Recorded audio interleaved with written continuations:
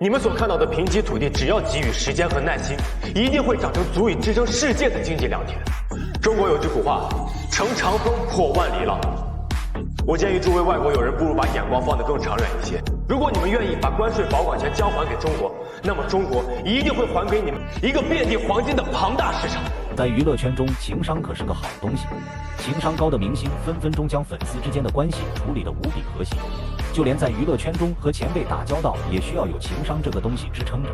万一不小心说错话或者做错事，就面临着被封杀或被网暴。所以在娱乐圈中，高情商是至关重要的。王一博13岁就签约了公司，17岁就组合出道，也算是在娱乐圈摸爬滚打了10多年。他不善于主动与他人结交，对于各式各样媒体记者的提问，都被戏称被迫营业。在众多人眼中，王一博是一个典型的钢铁直男，不会说话，是情商低的代表。那么，王一博真的是情商低，不会说话吗？答案一定是否定的。相反，王一博不仅情商高，会做人，懂人情世故，并且还极聪明。他被圈内的导演夸，前辈夸，工作人员夸，几乎每一个合作者都对他赞不绝口。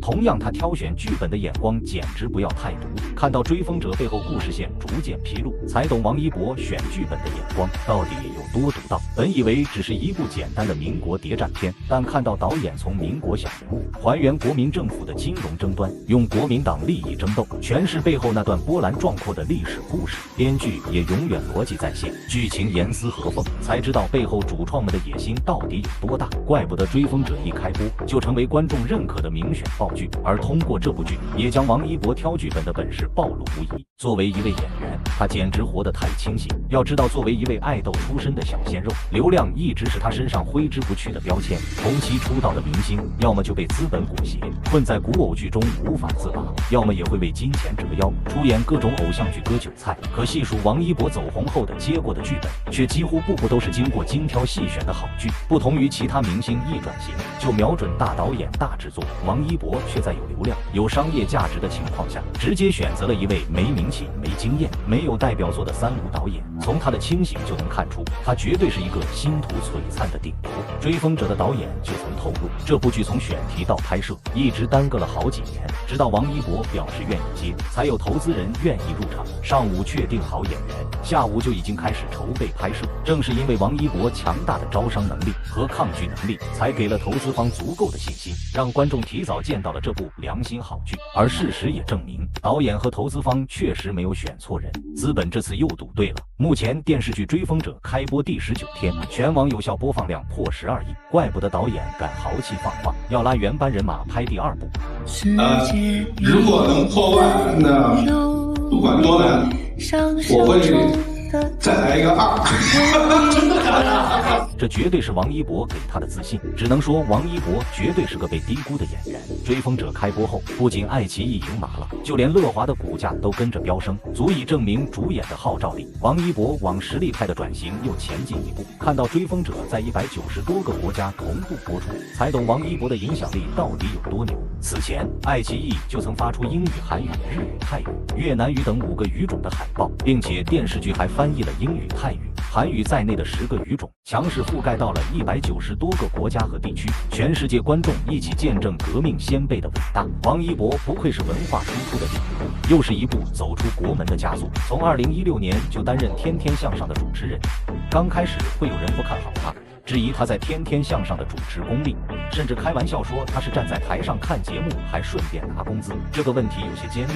言外之意就是你在台上身为主持人却不说话，啥也没干还领着工资，好意思吗？他第一句回答就是我伴舞的钱也拿了。王一博是去台上看《天天向上》的，然后还有工资领，我也跳舞，我伴舞的钱我也拿了。这个回答既不失了礼数，又强调了自己的作用，隐晦地告诉大家我们是有分工的，我就是负责跳舞，这才是我的主要任务。随后他用简洁的语言夸了其他3位主持人，有这么优秀的3位老师在身边，我还能插上话吗？要不你来试试。作为一个主持人，不能站着一直不说话吧？大老师说话好笑，话多，然后峰哥说话也好笑，韩哥呢说话多好笑又有内涵，那我还能？你这骂了很多人呢，我能插上话，我也对吧？要不你上来说，就是要告诉提问者，看到了吗？我们的定位都不同，大家都有自己的风格，舞台上一动一静才能显得不突兀。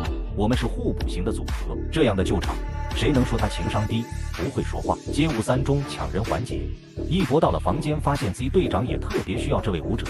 其实这个场面真的很尴尬，但看看他的处理方式，开头说我是来助攻的，缓解了3人的尴尬局面，轻声一句对不起，给足了在场的另外2个人的尊重。期间和舞者进行眼神交换，表达自己的心意。最后舞者第一个谢谢给到的是一博，他是用超高的情商和一颗柔软的玲珑心选走的每一位队员，所以成功率极高。在快本中参与游戏，与同龄男孩玩游戏，正式比赛，凭实力获胜；与同龄女孩玩游戏，稳准狠，不到10秒一击必中，令对方 KO 出局，既避免了与同龄女对手的肢体接触，又化解了很难拿捏的分寸感和距离感带来的尴尬处境。与前辈女艺人玩游戏，以躲避防守为主，扔掉武器枕头以示尊重，全程躲避以示尊重，最终一起掉下去以示尊重。虽然按照规则胜负有分，但王一博主动将自己的帽子甩掉，以平手结束，既尊重了游戏规则，事情又处理了圆润，还能凭实力赢，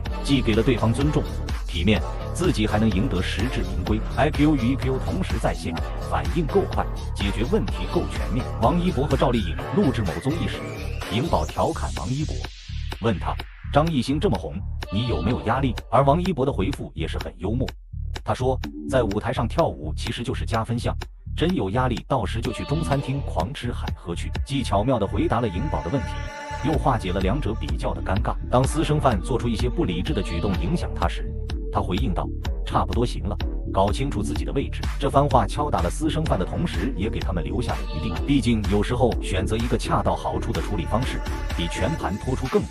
在颁奖晚会上，王一博更是一直对着前辈鞠躬感谢。他人是耿直，但他发表感言时的一段话彰显了高情商。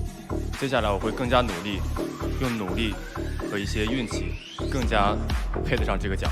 谢谢。用配得上3个字期待未来的自己。请注意，王一博用了配得上3个字，显然他早已知晓外界的争议，也明白当下表演有多青涩，几部流量 IP 剧集难以探到专业奖项的门槛，只是先把态度摆了出来，言简意赅地承认自己的缺点，也肯定了自己依托粉丝才能摘得殊荣。有别于过往许多爱豆们沾沾自喜的表现，的确堵住了许多留言。说我遇到角色里的人会说些什么，是吗？对的。首先我觉得这种问题没有太大的意义，我也不会想说什么，我也不会剪掉。王一博因为春节档电影《无名路演》上的表现，却被有心之人恶意放大到，致他一度惨遭网暴，被称为绝望的文盲。那他到底是不是一个文盲呢？答案当然不是。这场提问发生在2023年1月25日电影《无名无锡路演》上，只因王一博不善言辞，就受到了铺天盖地的质疑与嘲讽。殊不知，当时王一博整整参加了5天路演，回答了几十个问题，只因这位提问者的问题没有得到解答，就被网络恶意放大，不停曲解。还有人拿王一博的学历来说事，时常调侃他学历低，没上过大学。确实，他只是高中毕业，也就是比岳云鹏高点。实际上，这有什么问题呢？人家14岁就跟能给韩庚伴舞，20岁能给同龄人当专业舞蹈导师，在舞蹈领域做到了业内非常高的水准。他在这个圈混了10年，他不是不知世故，他是知世故而不世故。王一博的很多行为是情商超级高、非常聪明的耿直行为。其实从出道以来，他一直都很稳，他一直都知道自己究竟要什么，也知道用什么方式，怎么去交换，来换取自己最大化的内心最想要的东西。一直以来，他都知世故而不世故，明知正确答案，但是不愿违背心意迎合。为了保持真我，才会聪明地提醒他人边界感，自我清醒又不失礼貌。他用他的努力和高情商都做到了。